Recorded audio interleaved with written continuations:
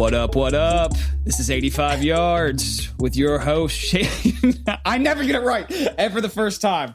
Fucking take this shit off. I'm just going to start making faces at you. I know. What up, what up? This is 85 Yards, the sports show for average sports fans by Jesus Ryan. Christ. Stop looking at me. All right, hold up. Stop looking at me. Hey, score, bitch. We... Parlay. Would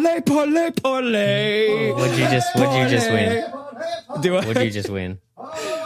We both, so probably about like $3,000 total. So all right, here we go. So it's pretty fucking this good. Is pretty good. That's why I'm going. Well, as you're saying that, he's hitting a two-seamer and just putting it. This guy is massive too, and he just poked it. Let's go. All right. What up, what up? This is 85 Yards, the show average sports fans. Oh my God. All right, hold on. This is 85. Hey, guys. Hey, everybody. This is 85 Yards. Welcome. I am your host, Ryan Boobs McClincy, and the gentleman sitting across from me via Squadcast that can't apparently read off of a simple plug script or remember it coherently is Chayton J Booty Nye. Brother, how are you? Obviously excited. I'm super pumped. Let's go Rays. I'm super pumped. So as we're like trying to do the plug, I little behind the curtain, I can't get this plug right. I can't. No. I take 5 takes on it. So Ryan, I pass this over to you on this. How are you doing, my friend? I'm good, man. Hanging in there. It's a long day today, but happy to have my glass filled with some whiskey. Actually, we had so Haley asked the other night. She was like, well, "What kind of liquor do we have up there?" And I was like, "Well, we've got 3 things. We've got whiskey, and whiskey." So I just kind of came into having 3 bottles. Didn't really mean for that to happen, but it did, and I'm not mad about it. So shout out to I think this is called 10th Mountain Rye Whiskey or something like that. Sounds about right. I don't know. It had a dog tag on it, and the distiller's name was Ryan, so I had to buy it. Oh, well, that's a given. Heck, I'd buy that. You've been on a whiskey kick lately, good sir. I've been noticing that. I think it's the age for a long time. For us. For a long time. Well, I never liked whiskey before I moved to Nashville. Mm-hmm. I hated it. Hated the smell of it. And I was always, I'd drink tequila. I got into a big tequila kick for a little while. Yes, you did. For a while. You turned me on to tequila.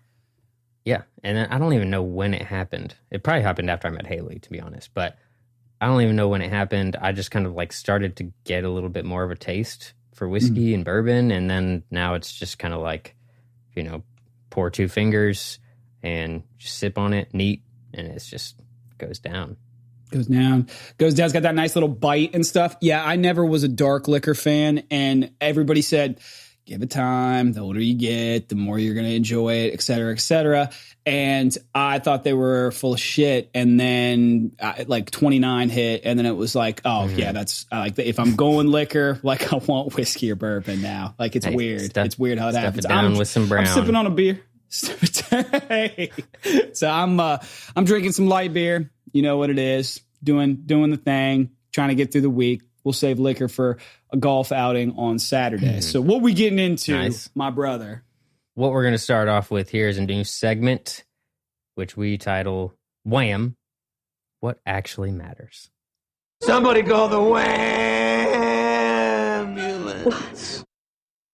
Alabama beat Texas A&M 52-24 in what was supposed to be a highly touted SEC matchup. Alabama once again proving that they are, in fact, the cream of the crop in the SEC. Georgia turned to Stetson Bennett versus Auburn in primetime, winning 27-6. Get you a WAM burger! Florida gave up 24 to South Carolina, but still wins 38-24. What do I take from that? The SEC championship still going to be Alabama, Georgia. Who's going to go to the playoff? Probably both of them, considering Texas lost to TCU. Whammy! On the same exact day, OU dropped their second game to Iowa State. Get you a WAM burger, some French fries! The Okies. The Okies now in 3-0 prime time slot to win the Big 12 for the first time in God knows how long, and probably still miss the playoffs. That being said, Texas, Oklahoma this weekend, Red River rivalry. Who's going to win? Texas going to drop their second in a row, or is Oklahoma going to drop their third? Does somebody need a ambulance? That leads us into some of the primetime matchups this weekend, headlined by Miami at Clemson. We'll see if Miami's actually for real this year, if they're finally back. We'll also see what Clemson's actually made of, and if they've got what it takes to continue to dominate the way that they have the last 2 years. Whammy! Other prime matchups this weekend, we've got number 4 Florida at Texas A&M, who's still ranked for some unknown reason despite getting blown out. Virginia Tech, ranked number 19 at North Carolina. Again, Red River rivalry, Texas versus Oklahoma. That needs no introduction. Tennessee, number 14 in the country, at Georgia, number 3 in the country, which that should be a close one. Headlined again, Miami at Clemson to close out the weekend. We'll see who's for real and who's not. Whammy! Getting to some NFL news, injuries and COVID continue to pile up and headline everything NFL related, headed by Cam Newton, Stephon Gilmore, and the entire Tennessee Titans, apparently, because they're just out here working out at high schools and shit. What are they doing down there? Everybody just partying down there in Nashville, Ryan? What's the word on the street? I don't know. Ryan Tannehill's lost his damn mind, but we'll see. In the most 2020 move, that makes sense, but I think even further into the 2020 mode, Browns beating the Cowboys 49-38, but not before nearly absolutely blowing a 41-14 fourth quarter lead. Do I need to call you a wambulance? Moving on to the NBA, after Tuesday's 102-96 win over the Miami Heat, Lakers take a 3-1 series lead heading into Game 5 on Friday. There's a big gap in days. I don't like that, but on Friday, see if they can close it out, win the championship, and again prove Ryan correct in the Lakers in 5, as I predicted before the series. But I digress. Oh, sorry about that. Whammy! And moving on to the sport that I hate the most, which Chayton is most excited about right now because it just got him paid. Major League Baseball is in the divisional series. See, I know what they're called. The divisional I was going to say, I didn't know if you knew where it was. The World Series was starting, I thought. Shut up. Of the World Series, the MLB playoffs. Braves lead the mind-blowing Marlins. I don't even know how they're in this part of the playoffs at this point, but they lead 2-0. Yeah, they lead 2 games to nothing. The cheating Astros up 2-1 over the A's. Yankees and Rays tied 1 game apiece, though I believe that game's happening right now, correct? And Tampa Bay's up 8-2, bottom of the 6. So Tampa Bay, that's what me and Cole have been going nuts about. Just an explosion of runs. Whammy! There we go. They're going to take a 2-1 series lead, it appears. And the Dodgers leading the Padres 1-0. One thing noteworthy, Manny Pacquiao and Conor McGregor basically set to fight sometime December, January. No date yet picked, but basically everybody's agreed so long as Manny Pacquiao can be a co-promoter on it, which I can't see that not happening, but there is a couple things to work through still at this point.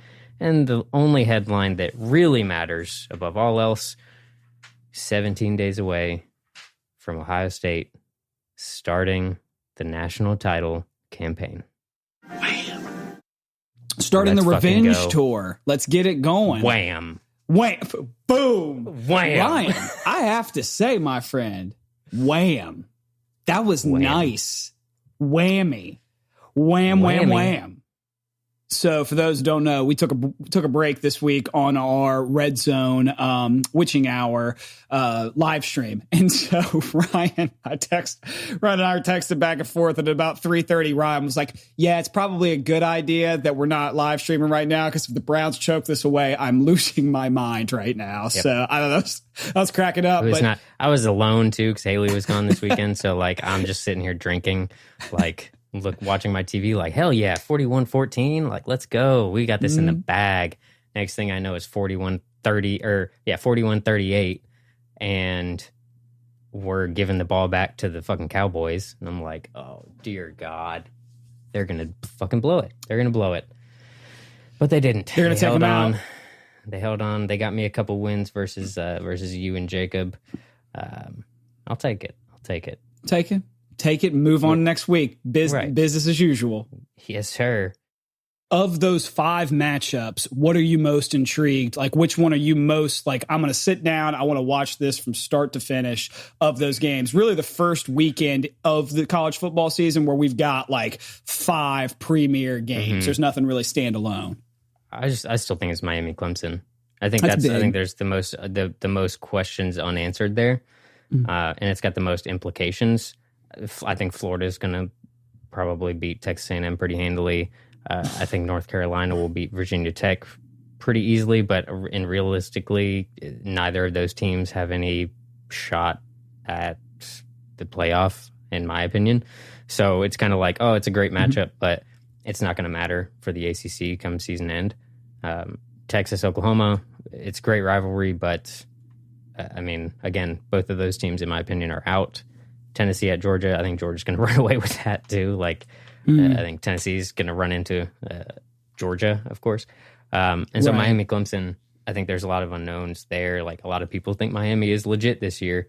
So we'll see if they actually have what it takes to stand up to the Clemsons of the world and kind of, I guess, reestablish themselves as a power in the ACC. The biggest one to me, and it's not the best football, it's Texas, Oklahoma. You've got 2 of the most storied programs in the Big 12, and this is a big game for Tom Herman. I was listening to Cowherd today, and Joel Klatt comes on there and starts talking about in games where Tom Herman is an underdog, great underdog coach. They were shocking the world when they were at Houston, when they beat Florida State. They were able to take out all these big dogs. They beat Oklahoma when he was at Houston. When Tom Herman is a favorite, Tom Herman is sub 500 as a coach. And you're going to be a favorite a lot when you're playing at Texas. So it's going to be really interesting to me to see what goes on. Oklahoma, I feel like they're okay to have a down year. They've been competing for a playoff spot every year. So if it takes a 1-year rebuild,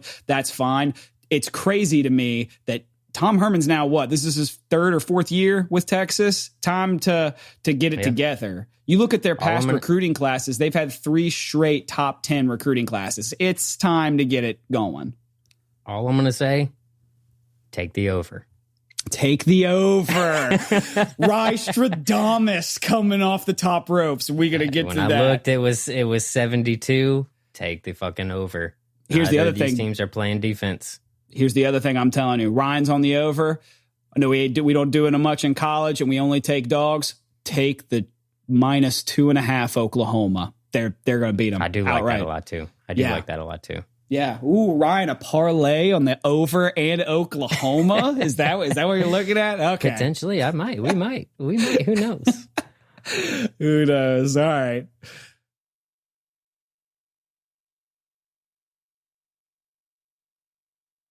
We're coming up to about where we need to take our break. Mm-hmm. So, any topic you wanna touch on? For sure. Just kind of rolling back. When is Texas A&M ever going to be worth a shit? Every year we get it shoved down our throat. And I'm sorry, Cody Midkiff, my boy. I've got so many Texas A&M fans. If I have to hear one more time that this team and this program is going to be led by Jimbo Fisher to the SEC promised land, it's not going to happen. Every year they put them in and they shove them down our throat as a top 15 team. And I look up and they're 7-5. So I don't. Kellen Mond. I'm real scared. You're continuing to make my point of my SEC sermon, and why it's so important that we call out the bullshit that is this SEC bias. But so I appreciate that, helping me continue to make my point. Jacob, I'm sure you're listening. So Che Booty has now swapped sides to the good guys. Jacob, he's put words in my mouth. Anyways, no, I agree.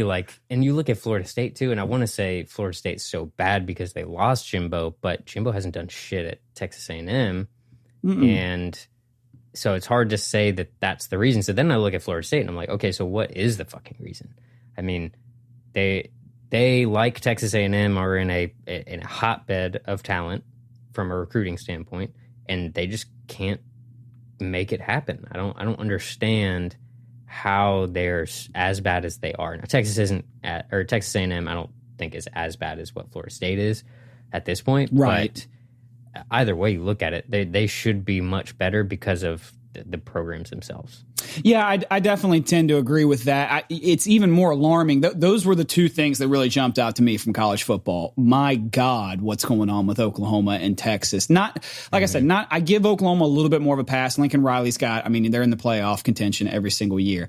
The two coaches that should be on the biggest hot seats have to be Jimbo Fisher and it has to be Tom Herman. And when you look at what these teams have, like Jimbo's in his third year there now. It's time to go. It's starting to get. Your kids are in there now. Like your recruiting classes are in there. Texas and Texas A&M are consistently high up the recruiting totals and as far as the classes. So these kids are good. There's so much talent in the state. It's one of the Texas, Georgia, Florida, California are the probably four best, in no particular order, four best states year over year from a talent perspective. Completely agree. And if you are a big time program like fucking Texas is in that state, then there is zero reason you should be losing recruits to people like Houston, to schools like Oklahoma, to schools like Ohio State for that matter. Ohio State's had a lot of success in Texas. Come on. I don't know. It's just weird to me. And I'm really glad hindsight is 2020, but back after we won the championship, I thought Tom Herman was the heir apparent, and I'm so glad that we did not go that route. We love you, Ryan Day. And in Day we trust. Yeah. We made it happen, and we got the coach of the future. But I've thought far and away Tom Herman was, even when he went to Texas, dude, I was like, man, he's going to go there. He's going to get some head coach experience. When Urban leaves, Tom Herman's the replacement, right? They're going to try and pull him away from Texas. I'm really glad that didn't fucking happen. Yeah, thank God. Sometimes it's not about the ones that you lose out on. Sometimes it's just the ones that you didn't pick. Yeah. So correct. Yeah. But we're going to take a break. We're going to take a break after that. We will come back with Che Booty's topic of the week. Stay tuned. Alrighty, peeps. We're back. So last week, if you joined us during our take, I let two heavyweight title fighters just duke it out. I sat on the sidelines for the most part. I wanted to sit back and just hear this rebuttal to the SEC sermon that Ryan laid out. Jacob with the excellent rebuttal. Jacob coming very stat heavy and very, very concise on the overall argument. I thought I just had to sit back. I ordered my Grubhub. I sat back, let him go at it. But now, Booty the Kid coming off the bench from the top ropes. So 2 weeks ago, I told you in very concise fashion why Russell Wilson is the best quarterback in the NFL. And as I'm watching 2 weeks ago, sitting watching Kansas City, Baltimore Ravens playing Monday Night Football. And it just kind of hit me. Sometimes, a stroke of genius is probably a little too much to say, but it's a little much. It's probably a little much.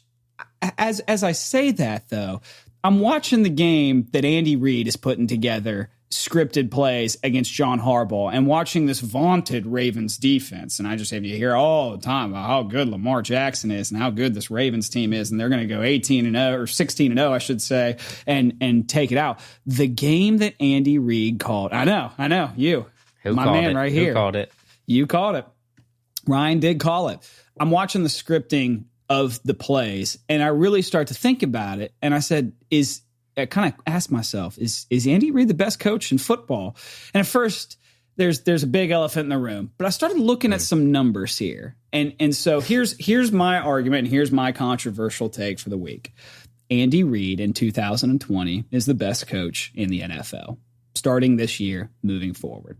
You look at Andy Reid's overall career. Andy Reid is 211 and 128 with a 62% win percentage over the course dating back to 1999. He is a trailblazer, obviously coming off of winning his first Super Bowl last season. Now, here's the main argument, and I'll make sure I've got some stats to back up this point. The elephant in the room everybody's going to tell me is, oh, no, it's Bill Belichick. It's definitely Bill Belichick. It has to be Bill Belichick. And while Belichick against Andy Reid overall is 7-4 all time and 3-0 in the playoffs, those are pretty good stats, right? Well, if you actually look at it a little bit deeper, only 7 times has a Bill Belichick defense surrendered more than 40 points. 4 of those games are to Andy Reid. Now, my argument for why Andy Reid obviously is, in my opinion, the best coach in the NFL right now is with the NFL scoring is up. It's record numbers. All these games are hitting over. Now, it could be a lot of different factors. There's no fans in the stands. The pace of play is up. It's easy. You don't have the crowd noise that's affecting games. Whatever the case may be, we've known from the rule changes over the last few years that it's been moving towards scoring. People want points. People want daily fantasy. People are betting on games. They want more and more points. If the league is shifting that direction, and it's no secret that Bill Belichick is a defensive-minded head coach, typically the Patriots don't want to pay anybody unless it's a cornerback, a pass rusher, or their quarterback. That's one of the main reasons Tom Brady left was for the weapons that Tampa Bay has. If we're moving to an offensive-driven league, Andy Reid is, I think, bar none, the best offensive mind in the game. So if we're moving toward offense and he's the best offensive-minded coach in the game, coming off a Super Bowl, I think we can all agree with the best quarterback in the league right now and the youngest quarterback, second best quarterback, I should say, to Russell Wilson. I was going to say, you got contradicting yourself over here. Here's with the best young quarterback prospect in the game for years to come, I think it's a no-brainer. Andy Reid's the best coach in football. What say you, Ryan? So a couple of little notes. I just looked it up because I was curious. You mentioned Andy Reid's record, correct? Mm-hmm. I sure did. Of what those numbers were. So from what I'm pulling up here on Pro Football Reference, he is 211 and 128. Okay, cool. That's what I thought. I'm on Pro Football Reference as well. So common site. We know the information is consistent. So just dating back to the year 2000, right? Because I'm not going to, you mentioned that was 1999, right? When he came in? Right. So I'm going to go to 2000. So a year later. Because the 5 years he was with the Browns, so I'm just going to throw those out. New England Patriots. From the year 2000 to present, he is 239 and 85. 73.8% win percentage. Those numbers are better. Are they not? They're better. Oh, right? Over the course of their careers, yes. Yeah. But right. Oh, but don't give me career numbers and then tell me I can't use career numbers. So he also is 41 and 30. 30 and 11 in playoff games for a 73% win percentage in playoff games. And how many titles has he won? He's won a couple. So looking at the numbers, doesn't matter where the league's going because he's still winning titles. He's still winning games. He's still able to keep the Kansas City offense to 6.5 points. You know, if they have Cam Newton, if they have their team, maybe it's a closer game than what it ended up being. But I don't think you can just throw out this idea of Bill Belichick not being the best coach in the game because the league is moving more offensive. I mean, how many times in the last 5 years has New England been the top defensive team in the country? And you look at the past Super Bowl winners, who is winning the Super Bowls? A lot of times, defensive-minded teams. Your lovely Russell Wilson-led Seahawks won because of defense, because that defense was phenomenal. I'm stop making good points. Stop making good points. It just accept Is Andy the fact Reid a good that I'm coach? right. Is Andy Reid a good coach? Yes, he is a very good coach. Has Andy Reid historically had better teams than on paper? Than what on paper? Than Careful. what Bill Belichick has? Up until he had Alex Brady? Smith for like 8 years, and he was had going to the Donovan playoffs McNabb every year with and Alex Smith. T.O. and T.O. And Donovan he has McNabb was- Patrick Mahomes, and he's got he had Kareem Hunt, and he's got Tyreek Hill, and he had Jimmy Graham, and he had, or not Jimmy Graham. Jimmy Graham. He had what's Tony Gonzalez. He did have Tony Gonzalez. He had old Tony Gonzalez, not Atlanta but Falcons. he still had Tony Gonzalez. Gonzalez. He still had Tony Gonzalez when Tony Gonzalez was still a very good player. If you want to argue to me that over the course of their career, who's had the better talent pool between the best quarterback of all time, Thomas Bartholomew, Patrick Edward Brady, And who is he? Who has he been able to throw career? to? Let's not forget. Bill Belichick got shit canned by the freaking Browns because he couldn't win, and then he gets Brady, and then all of a sudden it's history because of that. How many different people has Andy Reid won with? He's run with Donovan McNabb. He won with Alex Smith. I don't even know if the guy's got a working leg right now. He's like third on the depth chart, and they're benching Haskins, and they're talking about Alex Smith potentially walking back through the door. And then obviously Patrick Mahomes, hell of a player and stuff, but So I want to go ahead and notate this because you said that Bill Belichick was canned by the Browns. No. Because you said Bill Belichick was canned by the Browns, right? He was fired.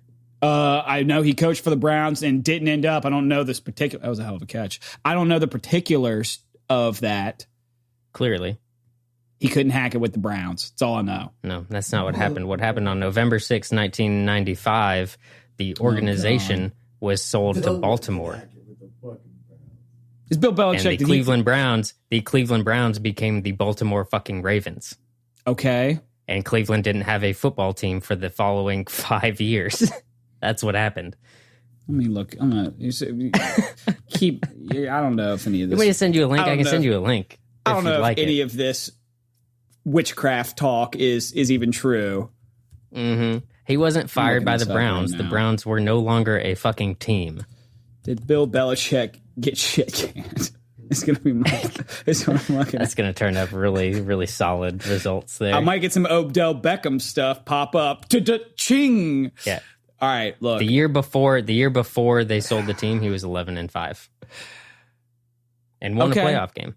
Did he end up being the coach? Did he win 6 Super Bowls with the Browns? No, the Browns aren't ever winning shit. So never, This year, baby. Not even Super if there's Bowl. a fire. Let's go. All right. That's my take. That was good. I like that. That was good. That was you brought some work. You brought some good points. I give credit where credit's due. It's okay to be wrong, but All I'm saying is Okay. is Andy Reid a really good coach? Absolutely. Is he a great offensive mind? Absolutely. Is he the best coach in the league? No. He's Yes. top 3. He's top 3. He's probably top 2. other than I'd put him at 2. Belichick. I'd put him at 2. That's what I thought. That's all right. All right. We're gonna take another quick You know who break. I'd put at 3 though? Kevin Stefanski. Kevin Baby. Let's go Brownies. No, it's definitely take a break. Vrabel. Yeah, right. Let's take a break. We will be back with my hot topic. All right, welcome back to 85 Yards. It is now time in our show for my topic of the week. And this week, I bring to you Is Matt Ryan the most overrated quarterback in the National Football League? I say yes. Matt Ryan has had a lot of talent. He's had Julio Jones for his entire career, right? He was a top 5 draft pick in 2008, right? From out of Boston College. I remember watching him at Boston College too, and he was a stud at Boston College. And has he done well in his career in the NFL? Sure, he's done well. Has he done well enough to still be considered a top 10 quarterback? I beg to differ. He wasn't even ranked in the top 100 NFL players in the recent rankings that came out from players. So players are even saying, hey, this guy's not even top 100. And yet he still gets the benefit of the doubt. But why, right? Matt Ryan ranks in the top 10 in pretty much every statistical category you can have for a quarterback. He's towards the bottom half. He's, 9, 10 in pretty much every statistical category. So passing yards, passing touchdowns, wins. I think he wins. He's like 15th. He's a little bit under that, but completions, attempts, he's around that 9-10 mark. So he's in really good company. He just passed John Elway for yards, right, in a career. So he's in pretty good company. I would consider that. But you know what he's not too good in? What's that? He is 52nd in playoff wins with 4. And his 4 playoff wins, I don't remember if they were in the wild card. I believe they were. But 2 to 3 of them came the year they went to the Super Bowl and absolutely blew a 28-3 halftime lead. Doesn't happen often. I don't know many quarterbacks that are really good that blow a 28-3 halftime lead. I mean, do you consider Baker Mayfield good for nearly blowing a 41-14 lead? Because I don't. That's the same category to me. Well, I don't think Baker Mayfield's good. I don't know. I don't think he's good at all, but continue. Well, they also put up 49 points, and he had like 165 yards passing. So I have no idea how any of that fucking happened. Anyways, Matt Ryan is 52nd with 4 playoff wins. He's 4-6 in his playoff career. So despite being in the top 15 in wins year over year, the guy can't get through to the playoffs. He has talent like Tony Gonzalez. He has talent like Devontae Freeman, talent like Julio Jones and Calvin Ridley, head coaches like Kyle Shanahan, who just took Jimmy fucking Garoppolo and Deebo Samuel to the fucking Super Bowl. Raheem Mostert to the fucking Super Bowl. Did they lose? Yes, they lost. But that's not the point. To Andy Reid, the best coach in the NFL. Continue. Okay. If Kyle Shanahan is able to take a far less talented roster like that to the Super Bowl, then shouldn't he have been able to take the Atlanta Falcons with a far superior roster to the Super Bowl? Yeah, you would think so, right? Logically. So what's the common denominator there? You don't win enough games. Why don't you win enough games? Because your quarterback can't make it fucking work. Matt Ryan is the most overrated quarterback in the National Football League simply because he is still considered a top option despite going 7-9, 7-9, and 0-4 to start this season since blowing that 28-3 Super Bowl lead. So, sorry, Matty Ice. You no longer have ice in your veins. You did back in the day, but you're old. You're not playing in your 40s. I don't care how much you want to say you are. 3 years from now, once your contract's up, you need to go ahead and retire and just let the young guns sling it. And Atlanta, y'all need to start because he's going to be shooting dice. And Atlanta, y'all need to start looking for a fucking quarterback because he ain't it. There's a term that we use in the gambling community for somebody that when all the chips are down can't hack it. They can hack it any other time, but whenever you got to go all in, and you got to actually make moves. And that term is a piker. And that's exactly what Matt Ryan is. That there's no better evidence of that than the 28-3 Super Bowl lead. I'll never forget it. I'm watching it with a bunch of different Patriots fans, and after that pick six by Mario Alford takes it back, I'm gloating, going nuts, et cetera, et cetera. And that epic, the biggest collapse in NFL history by far, bar none, is on his shoulders. Dude's never been right since then, and that's I think it's completely in line with what you're saying.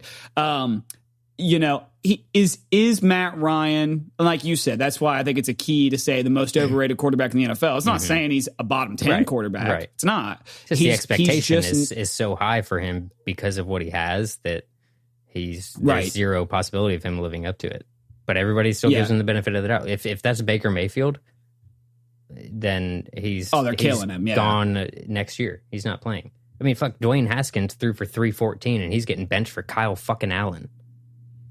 Yeah, it's a brutal league, and when you really look at it, like who's had better options over a decade period than Matt Ryan? I mean, he's had a running game. He's got Todd Gurley this year too. I mean, like say what you will about the degenerative knee, but he still does have a running back that can give him 15 touches a day. He's always had a run game. They've always had an above average offensive line, and whenever you really look at it, like you said, not only did they get Julio, I think people thought Calvin Ridley was going to be pretty good. I don't think anybody thought he'd explode like this in his fourth year. Like I surely didn't. I thought he was going to be a good second or third option.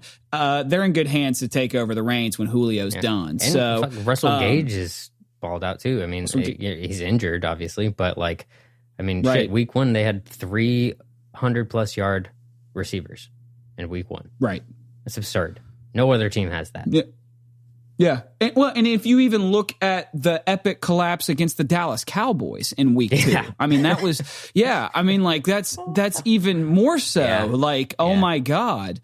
Like, how do you let this happen? 3 first quarter fumbles by Dallas. They get down 21-0. And Ryan, how many times did I tell you? Hey, I kind of feel like Dallas might actually they have a chance. Like it's early, et cetera, et cetera. And then, I mean, I actually think they had a 1% chance to win the game in the third quarter, 1% chance. And it actually came through. I definitely agree. I think Matt Ryan, when it comes down to it, he's got, like I said, they showed the stat on the simulcast on Sunday. They said Matt Ryan is in company with Dan Marino. Yep. Only quarterback ever to win an MVP, have 100 wins, and no Super Bowl. Yep.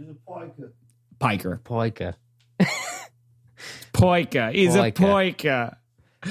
Yeah. I could probably take that. Isn't that on what movie is that from? It's from Snatch. Snatch, yeah. I might be able to take that. Yes, Guy Ritchie. Pop in there. Pica. Put it in. Jason Statham, whenever he's talking to Brad Pitt about throwing the fight, and he was like, "Oh yeah, he's a pica, the gypsy pica." Yeah, love it.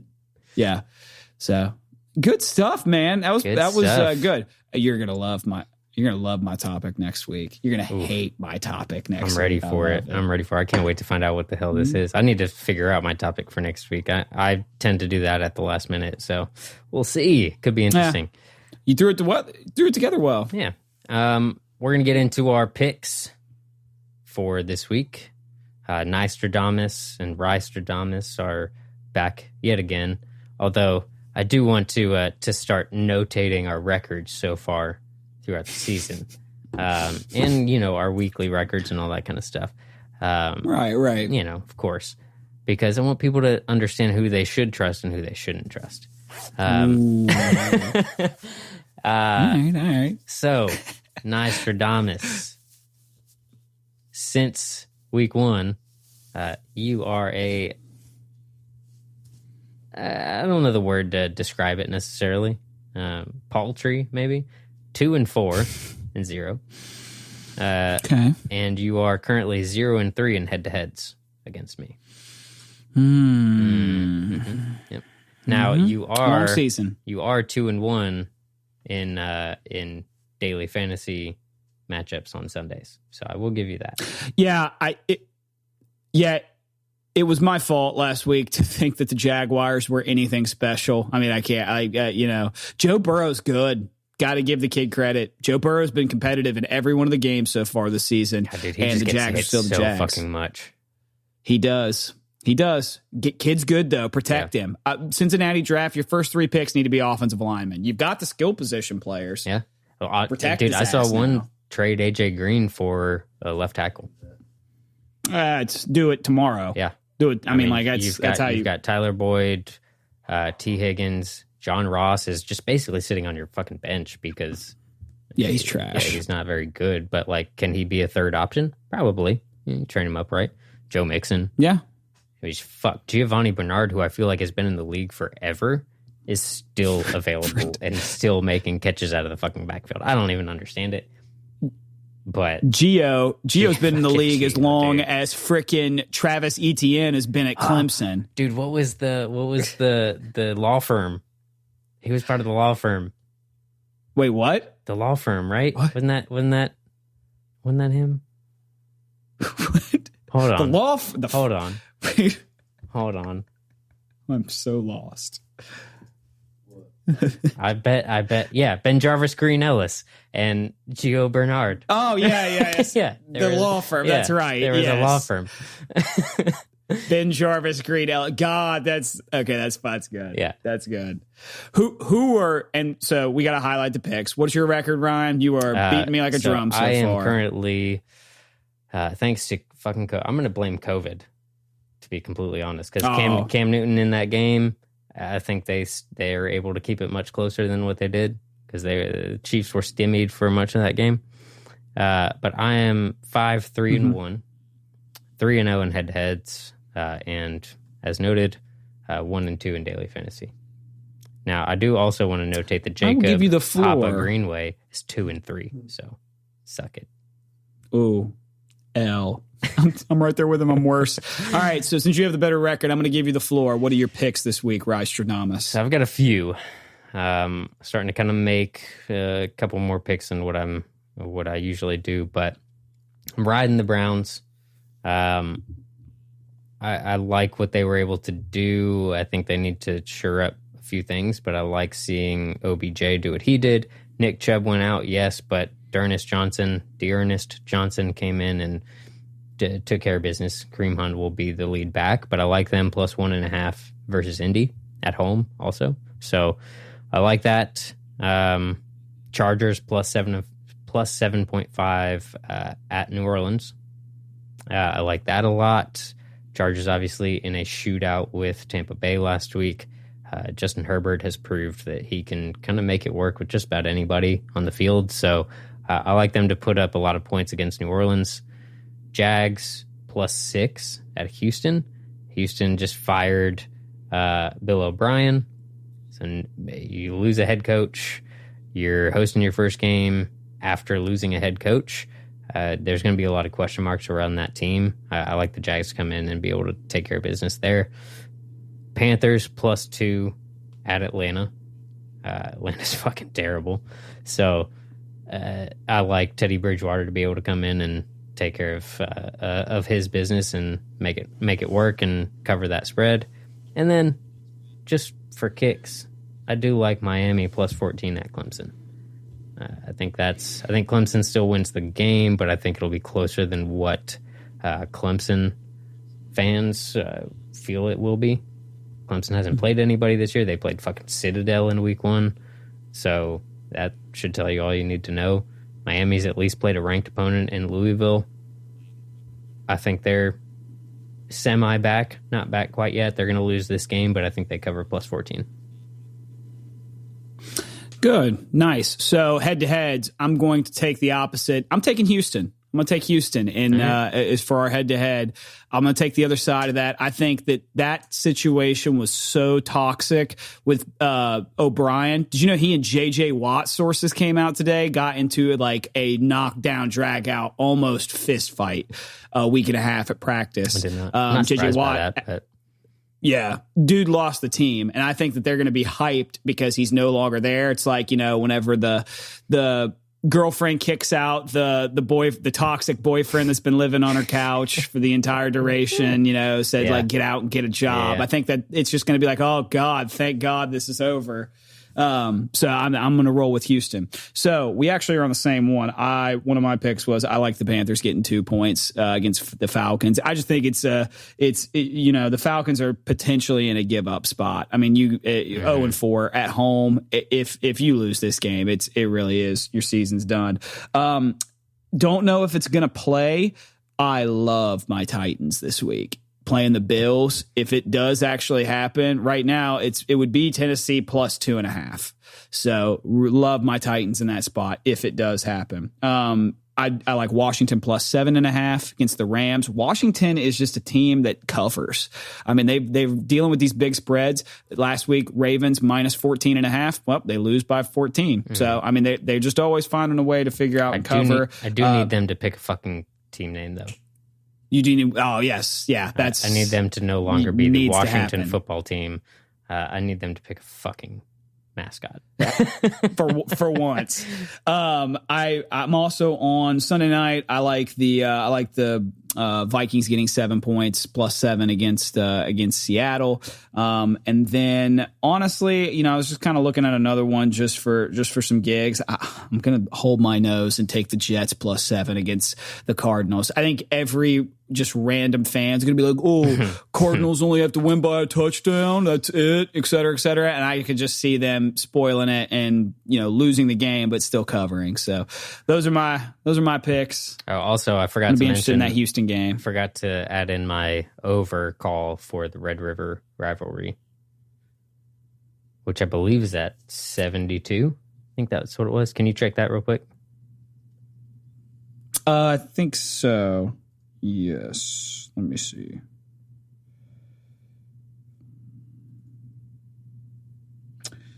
The over-under is 71.5. Ooh, even fucking better. Let's even go. Better. Even better. 71.5. Like it. Love it. Yeah, that's going to be a shit show. They can't fucking tackle anybody, so... The Chayton and Ryan parlay, give me the minus 2.5 on the side with Oklahoma and give us the over too. So you want the minus 2.5 plus the over? Yeah, I'll take that. Yeah. I'll do you one better. I will take Texas plus 2.5. Ooh, you'll take the opposite side? Yep. Ooh. I'm still taking Red the over. River rivalry gonna be still fun. taking the over, but he said I'm still taking that. Yeah. I think that's the right side for sure. Good stuff, my man.